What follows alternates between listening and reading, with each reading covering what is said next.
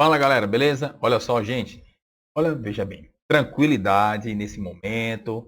Nós passamos aí já pela primeira etapa da parte de vírus e vamos agora tranquilos, tá, galerinha? Para essa segunda parte, parasitologia, vamos falar sobre as bactérias. Antigamente classificadas aí como Reino Monera. Antigamente na classificação de Whittaker, né? Que nós temos aí, são os 5 reinos, estão lembrados? E depois nós tivemos a modificação e a atual classificação, a sistemática, né, a gente pegar dos seres vivos, determinada pela ação, ou seja, dos estudos de Wise. Então nós temos a classificação do Wise que trabalha em 3 domínios. Então vamos falar sobre as bactérias e vamos generalizar. Vocês estão vendo que eu coloquei aí Reino Monera para mostrar que vocês vão encontrar muitos livros ainda trabalhando com o termo Reino Monera. Mas vamos lá, galera. Quais são as características gerais? Então, nós vamos pegar e trabalhar a questão generalizada das bactérias. Então, assim, primeira coisa, evidentemente, estamos falando de organismos que são o quê? Procariotos. Significa dizer o quê? São criaturas extremamente simples, né? E não apresentam aquelas organelas membranosas, tais como mitocôndrias, né? Retículo endoplasmático, aparelho Golgiense. Então, essas organelas não existem aí no caso dos procariotos, nem tão a questão do núcleo, né? A questão do núcleo. Então, o que eles vão apresentar é uma estrutura que não é um núcleo definido. Então, nós temos aqui criaturas que vão apresentar uma estrutura que a gente vai conversar daqui a pouco, chamada de nucleóide. Autótrofos, heterótrofos. Nós temos representantes desse grupo aqui, obviamente que são autótrofos, ou seja, têm a capacidade de produzir seu próprio alimento, e a maioria das bactérias tem ação heterotrófica, tá? Tem uma outra situação também, nós temos bactérias que são aeróbias e anaeróbias, que essas criaturas, e tem as facultativas. O que seriam as facultativas? São aquelas que conseguem sobreviver. Tirar esse negocinho aqui, né, galera? Tá até incomodando aqui, show. Então, são aquelas bactérias que conseguem sobreviver, elas conseguem sobreviver em ambientes que apresentam tanto oxigênio, tá, como também ambientes sem oxigênio. Então, essas bactérias elas são chamadas de facultativas. E também aquelas que vivem isoladas, a gente tem alguns exemplos aqui, eu posso pegar e falar para vocês o bacilo de Koch, que é responsável pela tuberculose, é uma bactéria que vive isolada, e nós temos bactérias coloniais, como os streptococcus, estafilococcus, que entram, por exemplo, na composição de bacterioses, não é doenças, mas bacterioses com a cárie, tá? A formação de pus, são bactérias que apresentam a condição de formação de colônias, certo? Parede celular. Esse ponto, galera, é muito interessante, a questão da parede celular. Parede celular é um envoltório, veja bem, cuidado para não confundir. Parede celular das bactérias, parede celular das plantas, parede celular das algas, parede celular dos fungos. Então vamos lá. A parede celular das bactérias, ela não vai apresentar de jeito nenhum celulose. Parede celular das bactérias não tem também a bendita quitina, certo? Nem queratina, que é proteína, quitina, lembre-se que é um carboidrato estrutural, beleza? Então, assim, nem tem glicogênio, como a gente tem. Então, cuidado com isso. Lembrando que glicogênio não é um carboidrato estrutural, certo? A parede celular aqui das bactérias, como vocês estão vendo aqui, ela vai ser constituída por peptoglicanos, galera. Então, presta muita atenção aqui, ó. Aqui são peptoglicanos. Evandro, o que são peptoglicanos? Peptídeos associados a carboidratos. Então, cuidado, muito cuidado com isso aí. Diante dessa condição, as benditas, né, bactérias apresentam suas paredes, né, vamos dizer assim, celulares, de acordo com o tipo de bactéria. Vai ter uma diferença, então nós vamos ter uma classificação mediante a composição da parede celular bacteriana. Então, mediante a composição da bacteriana em relação à sua parede celular, nós temos as bactérias que são chamadas de gram positivas e temos as bactérias gram negativas. Essas gram positivas elas ficam coradas com azul violeta, e as gram negativas elas ficam coradas exatamente com um corante puxado para um vermelho, meio avermelhado. Detalhe, a gente vai começar a entender qual é essa característica gram positiva e gram negativa bem direitinho, certo? Então, muito atentos para essa condição. Mas antes da gente levantar essa discussão, como eu falei para vocês, vamos ficar extremamente atentos, pessoal, à classificação das bactérias. Nós temos aqui o seguinte, os 3 domínios da classificação de Wise. Bactéria, arqueia e eucária. Eucária não entra no nosso mérito aqui agora não. Quando eu falo em eucária, tem o domínio eucário, tem os eucariontes. Então nós falamos em protozoários, né? Nós temos aqui também as chamadas algas protistas, nós temos os fungos, falamos das plantas e dos animais. Quando eu pego bactéria, aí eu pego as bactérias gram-positivas, gram-negativas, espiroquetas e as bactérias que nós conhecemos, tanto as patogênicas, ou seja, aquelas que fazem mal, como também aquelas bactérias que têm importância ecológica, a importância ambiental e também a importância dentro da condição de saúde pública em benefício, certo? Para o ser humano. Quando a gente fala nas arqueias, ou como alguns falam, árqueas, tá? Essas bactérias aqui são as bactérias primitivas, as metanobactérias, as sulfobactérias. Então, são bactérias mais antigas, como eu falei para vocês, tá? Então, a gente vai conversar exatamente dando a ênfase, principalmente, às bactérias patogênicas, né? As doenças, tá? Temos a questão das algas também, não podemos esquecer as cianobactérias, que fazem parte desse grupo bactéria. Então, assim, pessoal, é importante termos aqui esta noção. Esses dois grupos são os grupos basicamente que a gente discute. E dentre esses dois, o mais importante em termos de saúde pública é esse aqui, que nós vamos ver as bactérias que fazem bem e as bactérias que fazem mal. Beleza? Muito bem, pessoal. Então, vamos embora aqui.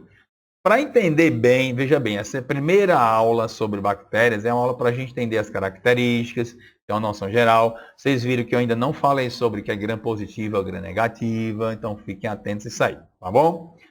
Vamos conversar aqui sobre o que é essa morfologia geral, galera. O que é essa morfologia geral? Então, presta bem atenção. Nós vamos de fora para dentro, ok? Então, vamos elencando aqui e vamos discutindo aqui. Primeira coisa, temos que falar essa coisa chamada de fímbrias, também conhecida como piles. Então, o que são as fímbrias? Então, tá aqui, ó, essas fímbrias. As fímbrias são estruturas que estão localizadas ou na parte mais externa da parede celular, ou também, dependendo da bactéria, ela pode apresentar uma cápsula, que é uma estrutura presente em algumas bactérias que aumenta sua capacidade de virulência, de infecção. Entendam, quando nós falamos em virulência, pessoal, virulência não está diretamente relacionada a vírus. Virulência é a capacidade de infecção e de dano que aquele patógeno tem, obviamente, de propor ao seu hospedeiro, tá certo? No caso aqui, nós estamos falando mais voltado à questão humana. Então, ficar atento a isso aqui. Essas fímbrias não são pelos, galera. Essas fímbrias são filamentos. Evandro, então vieram lá dos centríolos, né? Não. Presta atenção. Vieram de proteínas, na verdade, estruturais filamentosas, tá? Microtubulares, presentes na estrutura do próprio citoplasma. Por quê? Porque as bactérias, como procariotos, não vão apresentar o que nós chamamos de centríolos, galera. Então, cuidado com isso aí, certo? Uma outra situação que nós temos, como eu falei agora há pouco, é a questão da cápsula. Então, aumenta a virulência. Mesossomo. Esse cara aqui é uma coisa importante que vocês precisam ficar atentos. Mesossomo. O que é o mesossomo? Veja bem. Mesossomo, vocês estão vendo, aqui tem uma invaginação. Deixa eu mudar aqui a canetinha para a gente conversar. Então, galera, é o seguinte, olha só. Essa invaginação que eu estou aqui circulando, não tem só uma não, tá, galera? Então, você tem várias invaginações, que são essas dobrinhas na membrana plasmática das bactérias. Lá dentro, você vai encontrar uma quantidade considerável de quê? De enzimas responsáveis pelo metabolismo energético. Então, os mesossomos teriam uma função similar às mitocôndrias nos eucariotos. Então, tem função energética. Por isso, assim, a usina de força da bactéria, responsável pela respiração, pelo metabolismo energético da bactéria, tá? Então, só um detalhe em relação, cuidado com os mesossomos, com essas dobrinhas aqui, ok? Plasmídeos ou plasmídeos pode ser com a letra E ou com a letra I, dependendo do autor que tu estiver estudando. Cara, isso daqui é o seguinte, ó. Estão vendo aqui, eu vou circular aqui mais uma vez, ó, plasmídeos. Que são os plasmídeos, pessoal? Vocês estão vendo aqui. Plasmídeos, pessoal, são fragmentos de DNA circular. Esses caras aqui são os caras que atuam na reprodução sexuada especialmente sexual. Na verdade, na recombinação genética, nem o termo reprodução é equivocado falar isso em bactérias, mas é no processo de recombinação genética, onde há troca de material genético, e esses plasmídeos têm uma função diretamente ligada, pessoal. Não esqueça isso aqui, ó, diretamente ligado à resistência das bactérias aos antibióticos. Vai conversar bastante sobre essa questão de resistência, sobre esta alteração que nós temos na estrutura, né, principalmente da parede celular, da membrana. Nós conversamos nas aulas passadas sobre vírus, que não se utiliza antibióticos contra vírus. Por que não se utiliza antibióticos contra vírus? Porque os vírus não apresentam estruturas celulares. Só reforçando que a maior parte dos antibióticos tem uma ação específica sobre o quê? Parede celular, membrana plasmática e ribossomos, ou seja, estruturas celulares. Então, nós temos aqui a ação de antibióticos contra bactérias, alguns tipos de fungos, alguns tipos de protozoários, mas especialmente aqui contra bactérias, né? Em um espectro de ação específico, beleza? Alguns com ação específica e outros com ação de espectro mais, vamos dizer assim, mais longo, um espectro mais especificado. Tranquilos? Beleza, galera? E nós temos o flagelo. Flagelo também é uma outra situação importante para a gente ficar extremamente atento e com muito cuidado. Por quê? Flagelo é o seguinte, deixa eu explicar para vocês. Pessoal, quando nós falamos no flagelo, vem logo mais uma vez reforçando o que eu disse agora há pouco. Quando eu falo em flagelo, eu estou falando em quê? Em estrutura que vai ser originada a partir do desenvolvimento de coisinhas chamadas de quê, pessoal?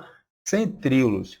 Os centríolos são aquelas, é uma organelazinha microtubular, né? Que é sempre disposta aqui, sempre um par, na condição 1, que vai ser exatamente perpendicular ao outro, formando o que nós chamamos de diplossomo, na região mais centralizada da célula.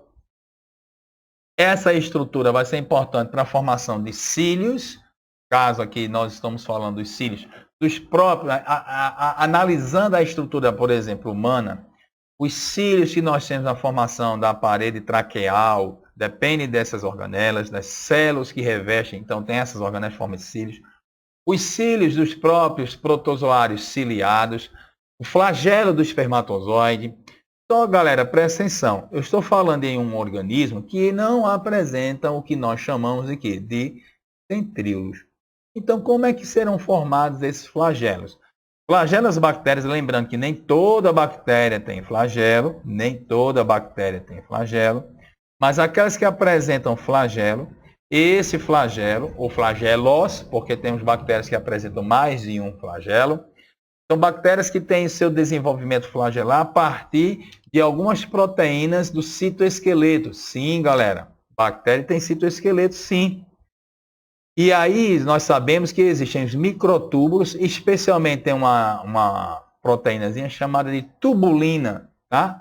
E de um tipo de tubulina forma flagelina, que é exatamente essa proteína responsável em formar os flagelos, tá? Não é só ela, tá? Importante deixar isso bem claro, existem outras, né, podemos dizer assim, outras proteínas, mas a flagelina é um nome interessante, né, um nome bem sugestivo, e essa proteína é a proteína responsável pela formação, no caso, dos flagelos nas bactérias, nos procariotos. Ok? Então, nós temos aqui essas estruturas, vamos abordá-las, principalmente aqui, ó, mesossomo, cápsula, a gente vai falar bastante sobre isso aí, plasmídeos, principalmente quando a gente trabalhar a parte de troca de material genético, a recombinação, que eu repito, antigamente nos livros aí falava assim, reprodução sexuada. Bactéria não reproduz de forma sexuada, a bactéria reproduz de forma assexuada. O que acontece então com as bactérias? Quando a gente tem a conjugação, isso é uma recombinação, a denominação, os termos, eles sofreram algumas modificações. E eu vou explicar isso na próxima videoaula. Beleza, galera? Então, vamos ficando por aqui. Essa videoaula aqui é uma videoaula de introdução nas bactérias. E em cima desse contexto, é importante que vocês façam os exercícios, lembrando que os mesossomos têm ação energética, os plasmídeos, resistência, a cápsula, aumento da virulência, e que virulência não tem nada a ver com vírus. Virulência é a capacidade, né, infecciosa, danosa que aquele patógeno tem no organismo. Beleza, galera? Tranquilos? Gente, beijo no coração, fique com Deus. E ó, a próxima videoaula aí sobre bactérias, a gente vai começar a falar sobre gram positiva, gram negativa, a diferença, os tipos morfológicos, tá certo? Então aguarda aí. Valeu, um abraço, pessoal. Tchau, tchau.